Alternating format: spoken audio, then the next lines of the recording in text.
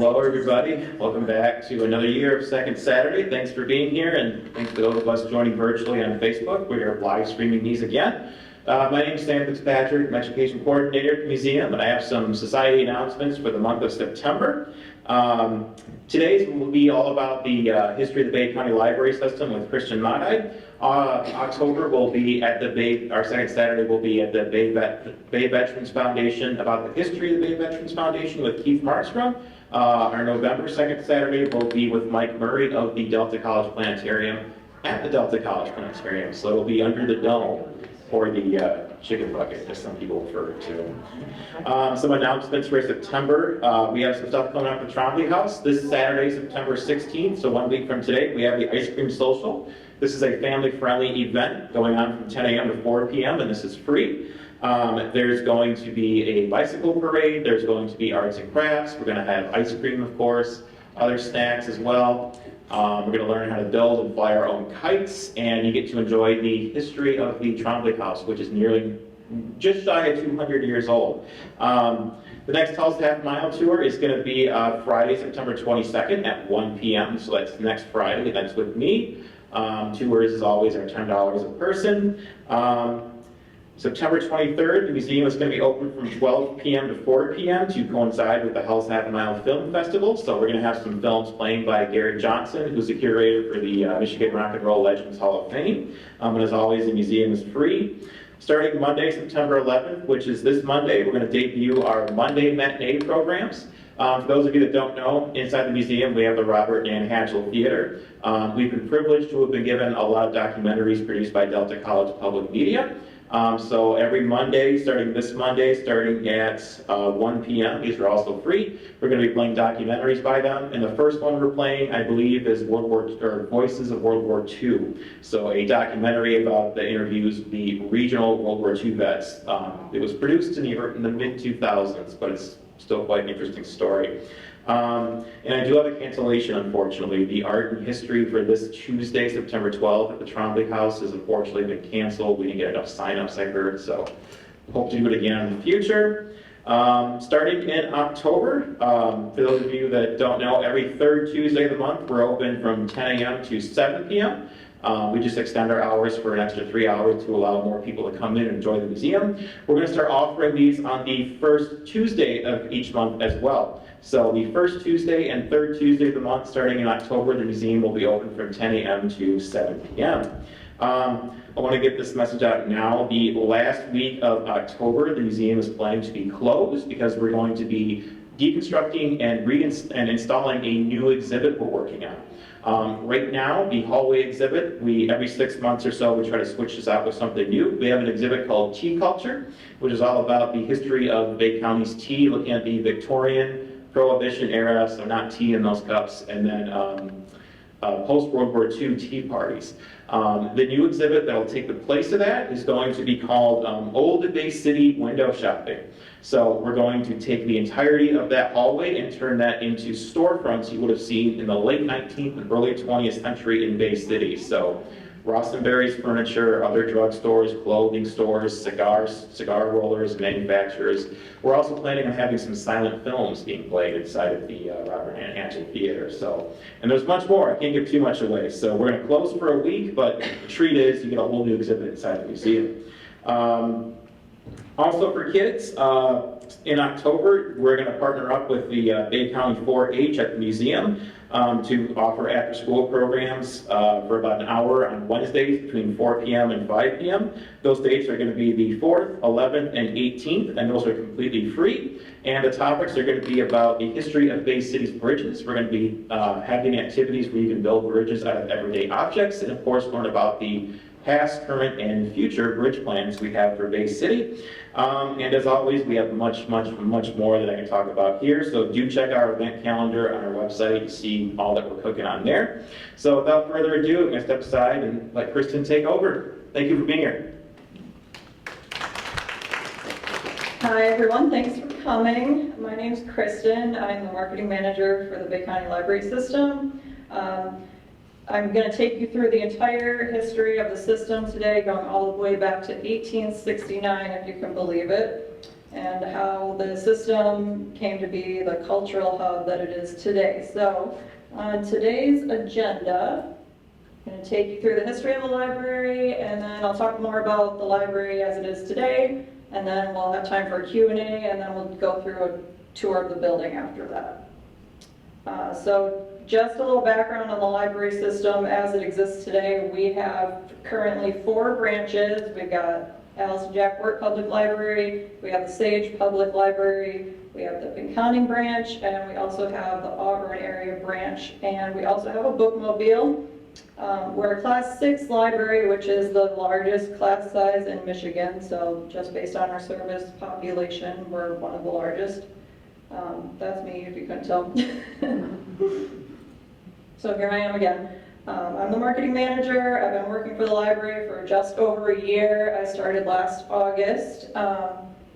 I have always been a book nerd, though. I have a background in marketing. I graduated from Eastern Michigan University in 2020. I am a COVID graduate, unfortunately. So I also do photography, and just because I love to say it, I'm getting married next year. And my fiance and I are both from Bay County. I grew up going to the Sage Library. He's from the Pinconning area, so he grew up going to Pinconning, and then we both went to Western High School, so we also have been going to the Auburn area branch for a long time. So although I'm new to working in libraries, I'm definitely no stranger to them. So we're going to start back in the early days of the library system. It officially started when a group of men met at the Saginaw Salt Lumber Company and decided they wanted to form for the purpose of becoming a library. They started an association with plans to charge members dues and fees to raise money for the books and where they were going to hold the library. The first library in the county was actually housed out of the sheriff's office, which at the time was where Old City Hall restaurant is, actually. So it's aptly named. And then a deal was made with the Board of Supervisors of Bay County before the end of that year. So it actually came to be pretty quickly. Once they decided they wanted to form a library, they kind of just made it happen, and they moved next to the sheriff's office. And so this picture here is a map of what the downtown Bay City area kind of looked like at that time. Where you see in the middle, the public square that is right here where Wirt is. This is kind of like the intersection of downtown right in the middle. So continuing on, also in 1869, so once they decided to start the library, the members of the association were asked what books they wanted. They came up with a list of titles, and after they gained enough money to get these titles, they started and built furniture for the room next to the sheriff's office. So that room worked out. It was much more popular than they thought it was going to be at the time, and people were going in and out, and all of a sudden the sheriff was complaining because there was too much traffic in that area, going in and out, and also they had to build a large wood stove because they know Michigan winters, the room is really cold, and the members of the association started leaving all of the wood for the stove out in the hallway. And so the sheriff was always tripping over this wood, and he's like, come on. So they moved all this wood to under the stairs for that, and it worked, but it just wasn't practical after they realized how popular the library was.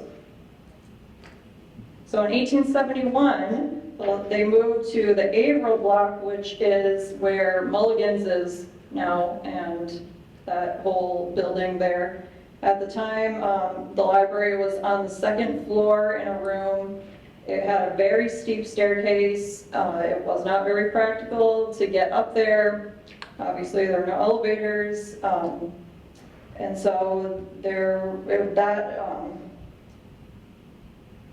so then in 1874, and they merged with the Public School Libraries Board of Directors, so the board of the library at the time and the board of the Union School District at the time merged to kind of pool their brains and get more money that way. And then in 1877, there was a Library Charter Act that recognized the Bay City Public Library as a public library. And then 2 years later, in 1879, they were able to move to a new building, which was owned by a contractor of the last name Eichmeyer. And the association talked to this guy and basically convinced him to build on this empty lot that he owned. And they were charging, the library was charged $250 a year for this building once it was put up. And the library actually stayed in that building for 10 years. They really liked it. It was a great spot. But ultimately, the building was, so the city started to bring in more business, and the contractor was like, hold on, if I use this building to put businesses in instead of just the library, I can make a lot more money that way. So this guy kicked the library out of the building after 10 years. So they stayed there for almost a decade. These two pictures are kind of just showing what Big City looked like at the time, which actually isn't too far off of what downtown looks like now, aside from the clothing and the people. All right, so we're going to take a step back from the public library now and go, because I'm going chronologically. The next thing that happened was in 1884, the Sage Public Library was opened. It was dedicated by lumber baron Henry Sage of Ithaca, New York. The Sage building cost $60,000, and Henry Sage himself put up $45,000. And what a lot of people don't know is that he also charged his employees for the rest of it. That he was taking 25 cents out of his lumberers' paychecks to pay for the building until it was paid for. So he actually didn't pay for all of it himself. His employees, without knowing, like they didn't really have a say in the matter. So this is what Sage looked like. When it originally opened, the first floor was a school. It was a private debate school. The second floor housed a reading room, and the library at the time, it was the larger of the two rooms on the second floor at Sage was the actual library, but it was a private library for the debate school at that time. And then the third floor was the superintendent of the school's office. Here's a couple more pictures of Sage, and it was actually white before. Does anyone remember when the building was white? Yeah. So it actually stayed white for about 80 years, and it had to be chemically treated to get all the layers of paint off. I had to imagine it was just the style at the time. The Sage Library was built in the French chateau style, so I believe the white paint was probably part of that style. And paint actually at the time was like considered a rich, if you had to have money to have a building painted, so it was more prestigious that way. There's two art sculptures at Sage. There's the Lady of Learning, and as we probably know, her arm is gone.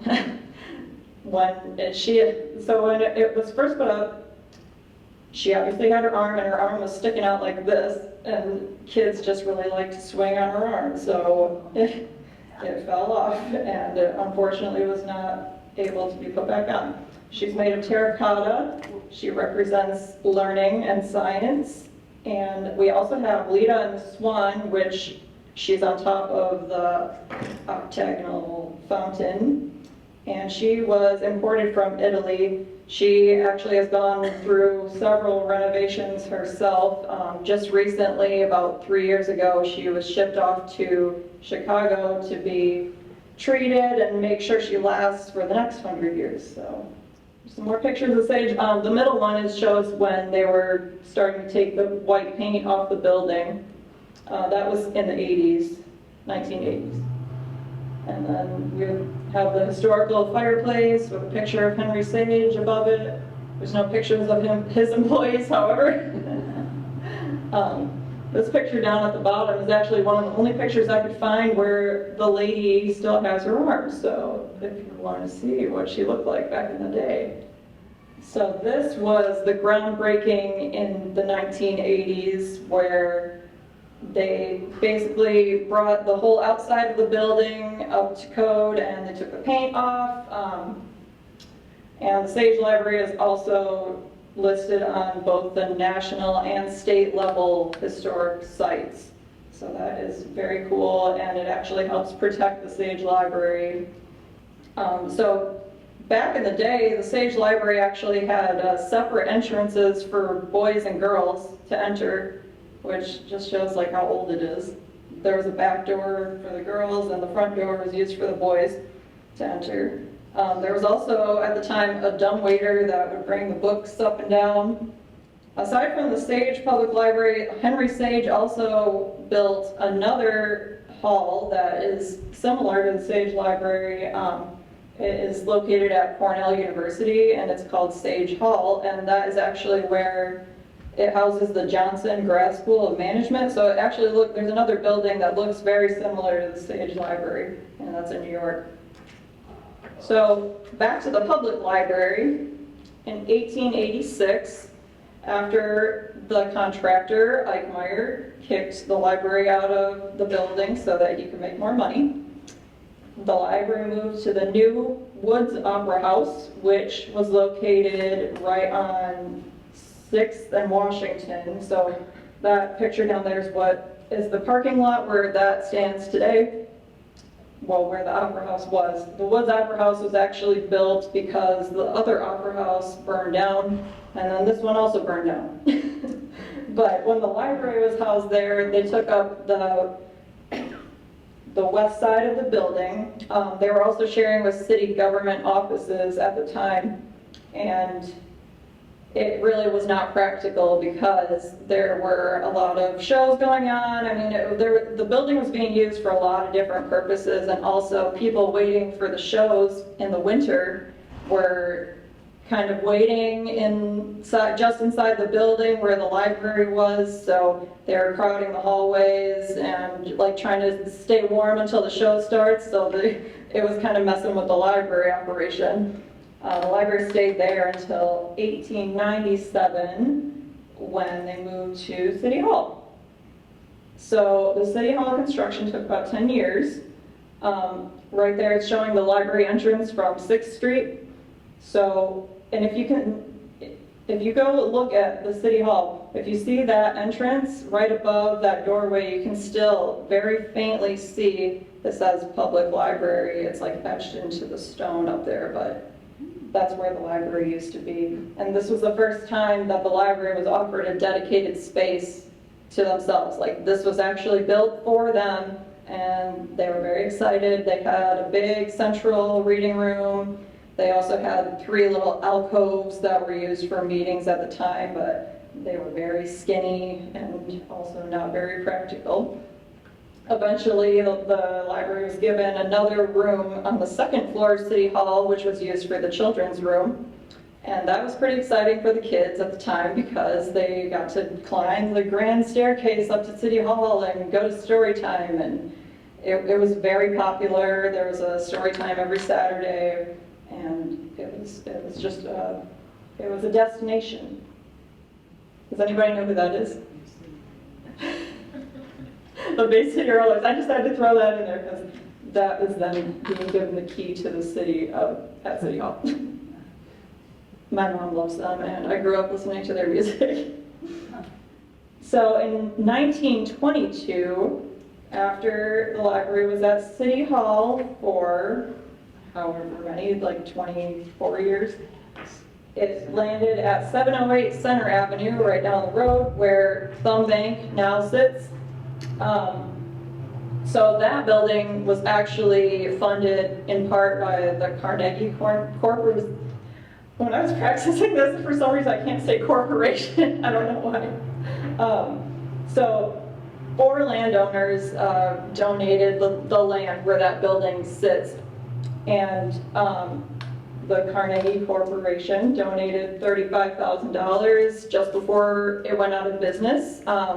The library had been in talks with the Carnegies for a while, and it was kind of put on hold for a bit, but then right before it went out of business, they reached back out and they were like, okay, well, we have this money, do you guys still want it? There were a couple of things they had to do in order to receive the money, like the land had to be donated, and some of the volumes as well. There were a few other contingencies of that. The total spend was about $86,000, and it opened on September 6, 1922. It held about 48,000 volumes.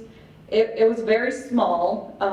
There were a lot of stairs, again, and it wasn't really built for browsing. They had a main reading room, and then there was also a stack room in the back, but unless you had a special reason to be in there, the librarian would just go get your book for you and bring it out. So you would write down what book you wanted and the author on a piece of paper and give it to the librarian, and they would go back into the stack room and get it.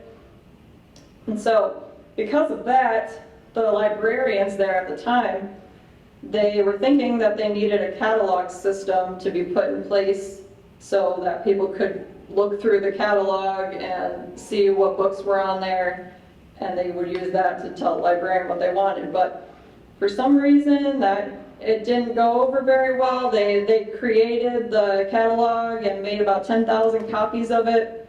They were selling them for $1 a piece, and nobody wanted to pay $1 for a library catalog. So I think they only sold about 15 copies total of this catalog, and eventually they were put into storage and eventually used for waste paper. So they don't want to pay $1 for this catalog. So bringing us to the south end, in 1936, this building here, which is now Our Lady of Guadalupe Church, one of the only Mexican churches in the area, but this building was actually formed for the purpose of being a Masonic temple, and it was a Masonic temple for a while.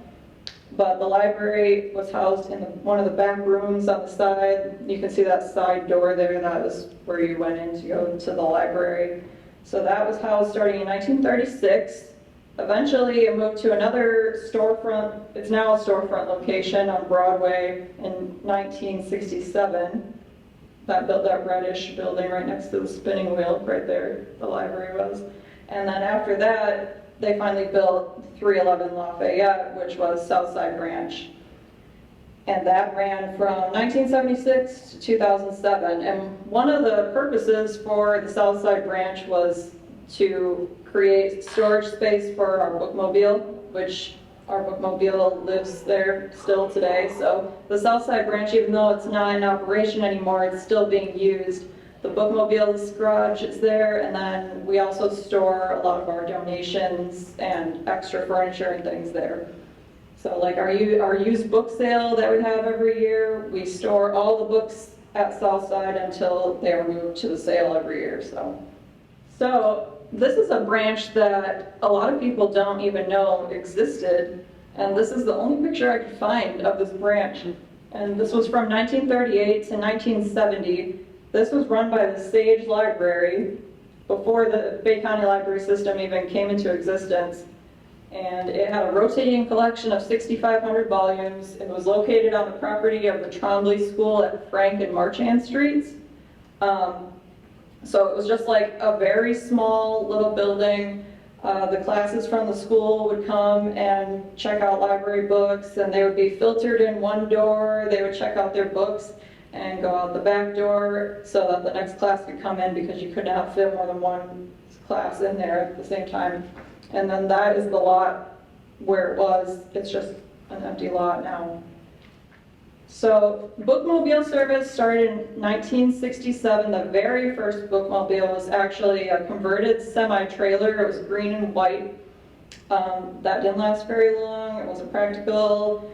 In 1975, the bookmobile was this blue bus here. It was called the Book Buggy at the time, and they ran out of that for a while. And then in 1990, we got our first official bookmobile from Scottsdale, Arizona, and that's the middle one there. And then after 10 years, it was kind of in rough shape. Wasn't built for Michigan winters. In 1999, we got another one, and this was a big deal because now the bookmobile had the low-level floor and it was wheelchair accessible, which was a really cool thing because the bookmobile was originally made to serve, disabled and the older population, and it was going to old folks' homes, and so, I mean, it was a big deal to have that. And so here's our current bookmobile. It started in 2014, we got this. And today our bookmobile makes 45 stops and it's on the road 4 days a week. So it goes to daycares and schools and a lot of facilities in the area that aren't typically served by the other 4 branches that we have. So in 1974 was the official establishment of the Bay County Library System. It was voted on in 73, and then on January 1st was the official start of the Bay County Library System. And at that time it brought together 5 branches: Sage, the Bay City branch, which is 708 Center, the Broadway branch at the time, and Pinconning, and the Bookmobile. So at that time, Bay County acquired all the library buildings, which was a big deal. And plans were also in motion to add a branch at Western High School in Auburn. And so this was the first time that the Sage Library was merged with the rest of the Bay City libraries. So that was a big deal too, because now we can move materials back and forth. It's all part of the system. It belongs to the county, and it just made things a lot easier for everybody. In 1974, the Auburn area branch, like I said, it started in Western High School. It was a small section of the library at the high school, and it ran out of there for a while, and then it was finally given a modular unit to house materials in 1976, and they used that for 7 years. And that modular unit was located on site of where the building stands today. And so finally they were given they built the 5,300 square foot building in 1984, and it was later expanded after the big library millage in the year 2000.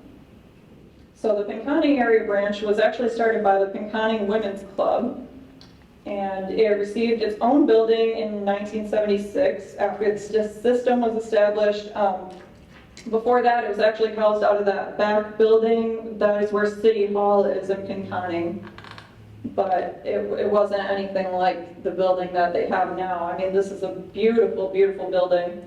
And they have a lot of space in there, actually. For somewhere that is up north like that, it's a beautiful library. That opened in 2004. 500 Center Avenue, right where we're standing today. So on this lot was originally the Bay City Jail and the Redondo building, which was lost to fire. You can see in the bottom right corner there, that's the Redondo building on fire. Also in this lot, there was a lot of things that came and went. There was the Goodyear service store. There used to be a Kroger supermarket, if you can believe it, that closed in 1956 on this lot. Fish's Wallpaper and Paint was here.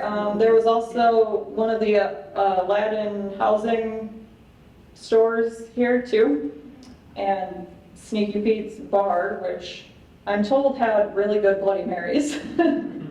And it was in a really good spot too, because, the St. Patrick's Day parade, there's a bar right there. So that was there until the plans for this library came to be. Those are just a few more pictures of what used to be on this lot. And eventually we finally got the Alice and Jack Wirt Public Library. This is a beautiful, beautiful building. I love this library, and it's honestly one of the most beautiful buildings in the county, in my opinion. It was dedicated in 2006. They started construction in 2004. Again, this was able to happen because of the big millage that passed in 2000. And one of the big reasons for building this library was the fact that the building just down the road, all the stairs, it was not ADA compliant, and it was very, very small also. So, but also when they first started this building plan, it was not meant to be this big, but after they talked about it, they were like, why don't we just make this the most amazing building. So they did that, and with that, South Side actually closed, and the Bookmobile now services the South End, but this is the central library of the system. This is our bronze sculpture we have outside. That was unveiled too at the dedication. I'll show you more about the building when we go on our tour. So when it opened, it had 135,000 titles. We have more than that now. But this is a 62,000 square foot building. So today, just in 2022, we had over 1,400 programs that were attended by 45,000 people, which is a lot. I mean, that means that something is going on at one of our library branches every single day, and it is. We do something every single day. We have so many programs that a lot of people don't even know about. Over 538,000 items were checked out just in 2022, and you gotta think this is post-COVID. Also, 118,000 digital materials were checked out. We saw a huge spike in our digital checkouts, especially during COVID, ebooks, audiobooks, magazines that you can all get online with your library card, which is very cool. We have Hoopla, we have Libby, and there's also a lot of other ways to get digital materials from your library. So the total number of items in our library collection as of 2022 was 312,000. And the library system has evolved a lot over time. Today it's more accessible and easy to use than ever. Like I said, you can check out digital materials. Our online services are available 24/7. Whenever you're awake, the library is open. Each branch is a community hub that's used by all ages for many purposes. Our programs are just amazing, and the way that libraries in general have evolved too. A lot of people think of libraries and they think like, you know, like you have to be quiet in the library. And when I first started working here, people are saying like, so are you just going to go around shushing people all day? And I'm like, no, that's not even what libraries are like anymore. I mean, you can talk in a library, you can have conversations. You go into the children's area, you see them playing, and I mean, it's encouraged. They have a bunch of play in the children's areas, and they're encouraged. So the shush culture is kind of over for libraries, I would say. Our programs are diverse and hands-on. We offer easy online registration, so anybody can register for a program online, or I mean, you can do it the traditional way also. You can call us, you can register in person, but we really evolved with the times, and it's very cool to see. Our digital collection, our ebooks and audiobooks are ever growing. I mean, we order tons and tons. If there's a really popular title, for every 5 holds we get on that item, we add another one so that more people can check it out, which I thought was really cool. We do a lot of outreach also, like we go to schools and a lot of community events to kind of reach people that don't normally come to the library. Just recently we were at the Ducky Derby down at Winona Park. We brought the Bookmobile down there, and we did a craft with the kids and gave away free books, and that's a picture of one. It was a March's Reading Month event at a school. We also have our book bike, which is on the right there, and that's super cool. I've had so much fun with the book bike. You can fill it up and ride it like a normal bike, and then you can park it, and it opens up and shelves a bunch of books, and you can take it wherever. So how to stay up to date on library news and events. There's a QR code there this goes to our newsletter page, but you can also find that easily on our website. It's under the About section, and it's a news and events page. We do run a monthly newsletter as well that you can sign up for. So some program highlights. On the right there, that video is from one of our recent programs. We did a school bus story time for the younger kids that were feeling left out because their older siblings maybe were going to school and they got to ride the big kids school bus. We had a story time program on a school bus, and then we took the kids around the neighborhood afterwards, but that's Miss Danny at Sage. She is really fun.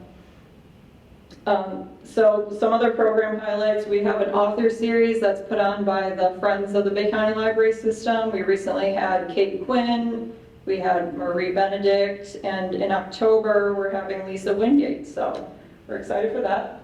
Our summer reading program, we have thousands of people do that every single year.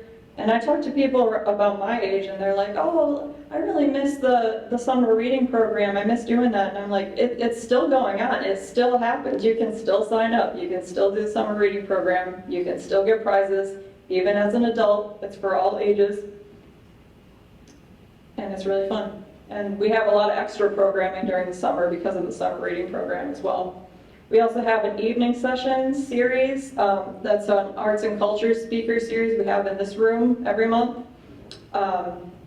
So I think our next one is Rosie the Riveter. There is somebody coming from one of the Detroit museums to talk about Rosie the Riveter. They do all kinds of things though. Like it's something totally different every single month, so keep an eye out for that. It's always on a Wednesday night. We also have painterly pottery programs that are very popular, and all the supplies are provided for those things. I mean, it's very cool. Like, you can go to painterly pottery and pay $20, $30 for a ceramic thing that you paint, but you can come to a library program and do it for free, and then, I mean, it's just cool. And we also have a book box subscription program. We do one for adults. I think it's 4 times a year we do that one, where we put together these cute boxes and they get a free book to keep and a bunch of other goodies based on the theme of the box for that month. And then they also get a library book that they can come return after, but it's part of the book subscription box. And then there's a few for kids and teens as well. And there's a different theme every month for those ones. And we also do weekly genealogy help in our local history and genealogy room upstairs. There are weekly scheduled hours where volunteers from the Genealogical Society come in and can help you with your family tree. If you're researching something specific, they can help with that. And our live reindeer program is always a huge hit. We do that at all 4 branches every year. We have thousands of people come and see the reindeer. We do crafts inside the library, and it's really fun, and people look forward to it every year. Here's some pictures from our programs. Up in the top right corner, that is from one of our Pups and Pages programs. And I'm really proud that our library offers that because there are a lot of kids that struggle with reading, or they feel like they stutter, so they don't want to read in front of other people. But they can come and read to a therapy dog at our libraries, and the dogs don't care how well you read or not. And it actually helps some kids that don't like to read want to read more because they can come read to a puppy. This one here is from our Meet Up and Eat Up. We do that program every year with the Bay City Public Schools. But just this year, we changed it to Meet Up, Eat Up, and Read Up. So every attendee at that program this summer got a free book every time they came to get lunch. So that was really cool. There's Dana Muscat, the city manager, reading. We had a VIP storyteller program this past March, where we had different people from the community come in and read to the kids. That in the middle there, that's from one of our author programs at the State Theater. That's where Lisa Wingate will be October 5th. Make sure to come to that, it's free. The picture with the party hats there is from the Auburn area branch. They have this giant stuffed llama that they really love. It's the mascot of the Auburn branch, and his name is Carl. And they had an anniversary party for Carl, so they called it Carl's Llamaversary, and they did a whole bunch of llama-themed activities for the kids and had cake for Carl. And that program was really fun. So our staff makes library magic happen every day. Here's just some pictures of our staff.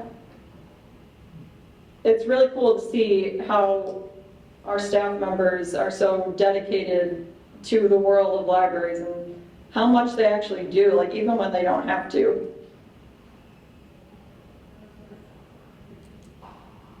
So that is the end of the presentation portion. I'll open it up to questions if anybody has any. Thank you for listening.